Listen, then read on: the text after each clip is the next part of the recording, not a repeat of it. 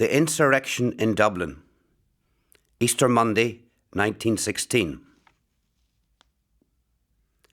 This has taken everyone by surprise. It is possible that, with the exception of their staff, it has taken the volunteers themselves by surprise. But today our peaceful city is no longer peaceful. Guns are sounding or rolling and crackling from different directions, and although rarely, the rattle of machine guns can be heard also. It was bank holiday, but for employments such as mine, they are not any holidays, so I went to my office in the National Gallery at the usual hour and transacted what business was necessary. Peace was in the building, and if any of the attendants had knowledge or rumour of war, they did not mention it to me. At 1 o'clock I went to lunch. Passing the corner of Merrion Row, I saw two small groups of people. These people were regarding steadfastly in the direction of St. Stephen's Green Park, and they spoke occasionally to one another with that detached confidence which proved they were mutually unknown. I also, but without approaching them, stared in the direction of the green. I saw nothing but the narrow street which widened to the park. Some few people were standing in tentative attitudes and all looking in the one direction. As I turned from them homewards, I received an impression of silence and expectation and excitement. On the way home, I noticed that many silent people were standing in their doorways, an unusual thing in Dublin outside of the back streets. The glance of a Dublin man or woman conveys generally a criticism of one's personal appearance and is a little hostile to the passer. The look of each person as I passed was steadfast and contained inquiry instead of a criticism. I felt faintly uneasy, but withdrew my mind to a meditation which I had covenanted with myself to perform daily, and passed to my house. There I was told that there had been a great deal of rifle firing all the morning, and we concluded that the military recruits or volunteer detachments were practising that arm. My return to business was by the way I had already come. At the corner of Merrion Row I found the same silent groups who were still looking in the direction of the green and addressing each other occasionally with the detached confidence of strangers. Suddenly, on the spur of the moment, I addressed one of these silent gazers. "Has there been an accident?" said I. I indicated the people standing about. "What's all this for?" He was a sleepy, rough-looking man, about 40 years of age, with a blunt red moustache and the distant eyes which one sees in sailors. He looked at me, stared at me as at a person from a different country. He grew wakeful and vivid. "Don't you know?" said he, and then he saw that I did not know. "The Sinn Féiners have seized the city this morning." "Oh," said I. He continued with the savage earnestness of one who has amazement in his mouth. "They seized the city at 11 o'clock this morning. The green there is full of them. They have captured the castle. They have taken the post office." "My God," said I, staring at him, and instantly I turned and went running towards the green. In a few seconds I banished astonishment and began to walk. As I drew near the green, rifle fire began like sharply cracking whips. It was from the further side. I saw that the gates were closed and men were standing inside with guns on their shoulders. I passed a house, the windows of which were smashed in. As I went by, a man in civilian clothes slipped through the park gates, which instantly closed behind him. He ran towards me and I halted. He was carrying two small packets in his hand. He passed me hurriedly, and placing his leg inside the broken window of the house behind me, he disappeared. Almost immediately, another man in civilian clothes appeared from the broken window of another house. He also had something, I don't know what, in his hand. He ran urgently towards the gates, which opened, admitted him, and closed again. In the centre of this side of the park, a rough barricade of carts and motor cars had been sketched. It was still full of gaps. Behind it was a halted tram, and along the vistas of the green one saw other trams, derelict, untenanted. I came to the barricade. As I reached it and stood by the Shelbourne Hotel, which it faced, a loud cry came from the park. The gates opened and 3 men ran out. 2 of them held rifles with fixed bayonets. The third gripped a heavy revolver in his fist. They ran towards a motor car which had just turned the corner and halted it. The men with bayonets took position instantly on either side of the car.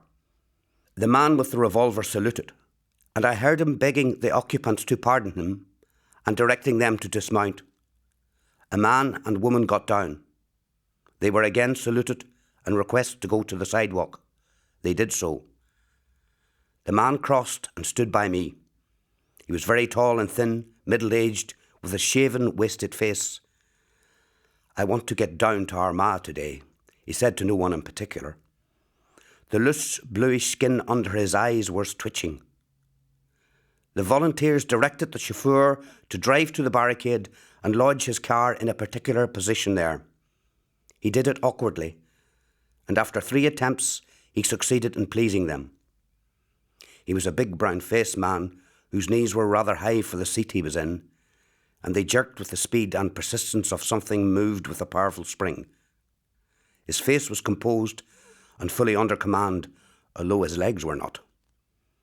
Still preserving all the solemnity of his features, these 2 men did not address a word to each other, but their drilled and expressionless eyes were loud with surprise and fear and rage. They went into the hotel. I spoke to the man with the revolver. He was no more than a boy, not more certainly than 20 years of age, short in stature, with close curling red hair and blue eyes, a kindly-looking lad. The strap of his sombrero had torn loose on one side, and except while he held it in his teeth, it flapped about his chin. His face was sunburnt and grimy with dust and sweat. This young man did not appear to me to be acting from his reason. He was doing his work from a determination implanted previously, days, weeks perhaps, on his imagination. His mind was where?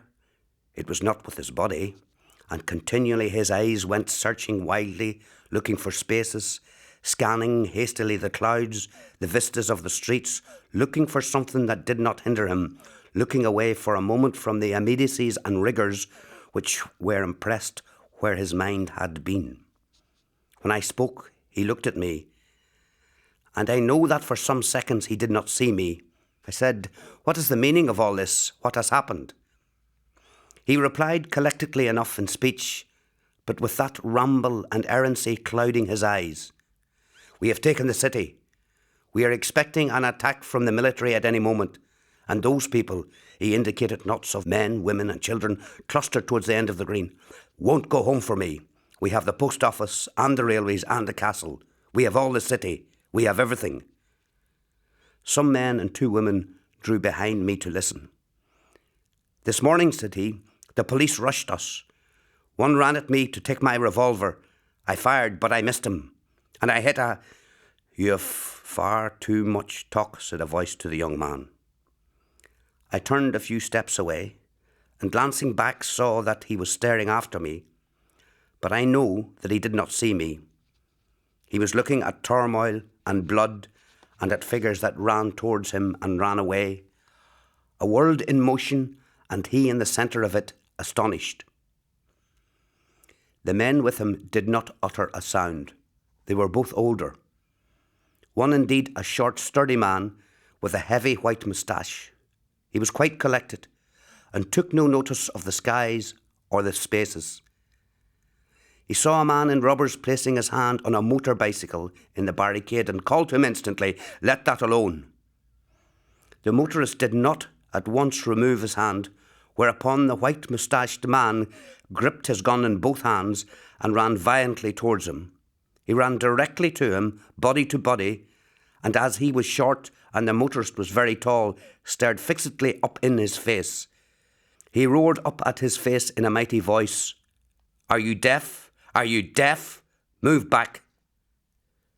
The motorist moved away, pursued by an eye as steady and savage as the point of the bayonet that was level with it. Another motor car came round the Ely Place corner of the green and wobbled at the sight of the barricade. The 3 men who had returned to the gates roared, "Halt! but the driver made a tentative effort to turn his wheel. A great shout of many voices came then, and then 3 men ran to him.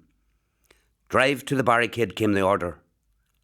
The driver turned his wheel a point further towards escape, and instantly one of the men clapped a gun to the wheel and blew the tyre open. Some words were exchanged, and then a shout, "Drive it on the rim! Drive it!" The tone was very menacing, and the motorist turned his car slowly to the barricade and placed it in. For an hour I tramped the city, seeing everywhere these knots of watchful strangers speaking together in low tones, and it sank into my mind that what I had heard was true, and that the city was in insurrection. It had been promised for so long, and it had been threatened for so long. Now it was here. I had seen it in the Green. Others had seen it in other places. The same men clad in dark green and equipped with rifle, bayonet and bandolier, the same silent activity. The police had disappeared from the streets. At that hour I did not see one policeman, nor did I see one for many days. And men said that several of them had been shot earlier in the morning, that an officer had been shot on Portobello Bridge, that many soldiers had been killed, and that a good many civilians were dead also. Around me as I walked, the rumour of war and death was in the air. Continually and from every direction rifles were crackling and rolling. Sometimes there was only one shot. Again it would be a roll of firings crested with a single short explosions, and sinking again to whip-like snaps and whip-like echoes. Then for a moment silence, and then again the guns leaped in the air. The rumour of positions, bridges, public places, railway stations, government offices, having been seized was persistent and was not denied by any voice. But there were not very many people in the streets. The greater part of the population were away on bank holiday and did not know anything of this business. Many of them would not know anything until they found that they had to walk home from Kingstown, Docky House, or wherever they were. I returned to my office, decided that I would close it for the day. The men were very relieved when I came in, and were more relieved when I ordered the gong to be sounded. There were some few people in the place, and they were soon put out. The outer gates were locked and the great door, but I kept the men on duty until the evening. We were the last public institution open. All the others had been closed for hours. At 5 o'clock I left, and I stood below the Shelbourne Hotel, looking at the barricade and into the park. We could see nothing. Not a volunteer was in sight. The green seemed a desert. There were only the trees to be seen, and through them small green vistas of sward. Just then a man stepped onto the footpath and walked directly to the barricade. He stopped and gripped the shafts of a lorry lodged near the centre. At that instant, the park exploded into life and sound, and from nowhere armed men appeared at the railings, and they all shouted at the man, "Put down that lorry! Let out and go away! Let out at once!" These were the cries. The man did not let out. He halted with the shafts in his hand and looked towards the vociferous palings. Then, and very slowly, he began to draw the lorry out of the barricade. The shouts came to him again, very loud, very threatening, but he did not attend to them. "He is the man that owns the lorry," said a voice beside me. Dead silence fell on the people around while the man slowly drew his cart down by the footpath. Then 3 shots rang out in succession. At the distance he could not be missed, and it was obvious they were trying to frighten him. He dropped the shafts, and instead of going away, he walked over to the volunteers. "He is a nerve," said another voice behind me. The man walked directly towards the volunteers, who, to the number of about 10, were lining the railings. He walked slowly, bent a little forward, with one hand raised and one finger up as though he was going to make a speech. 10 guns were pointing at him, and a voice repeated many times, "Go and put back that lorry, or you're a dead man. Go before I count 4. 1, 2, 3, 4. A rifle spat at him, and in two undulating movements, the man sank on himself and sagged to the ground. I ran to him with some others, while a woman screamed unmeaningly, all in one strident note. The man was picked up and carried to a hospital beside the Arts Club. There was a hole in the top of his head, and one does not know how ugly blood can look until it's been clotted in hair. As the poor man was being carried in, a woman plumped to her knees on the road and began not to scream, but to screech. At that moment the volunteers were hated. The men by whom I was and who were lifting the body roared into the railings, "We'll be coming back for you, damn you." From the railings there came no reply, and in an instant the place was again desert and silent, and the little green vistas were slumbering among the trees. The knots were increasing about the streets, for now the bank holiday people began to wander back from the places that were not distant, and to them it had all to be explained anew. Free movement was possible everywhere in the city, but the constant crackle of rifles restricted somewhat that freedom. Up to 1 o'clock at night, belated travellers were straggling into the city, and curious people were wandering from group to group, still trying to gather information. I remained awake until 4 o'clock in the morning. Every 5 minutes a rifle cracked somewhere, but about 11:45 sharp volleying came from the direction of Portobello Bridge and died away after some time. The windows of my flat listened out towards the Green and obliquely towards Sackville Street. In another quarter of an hour there were volleys from Stephen's Green direction, and this continued with intensity for about 25 minutes.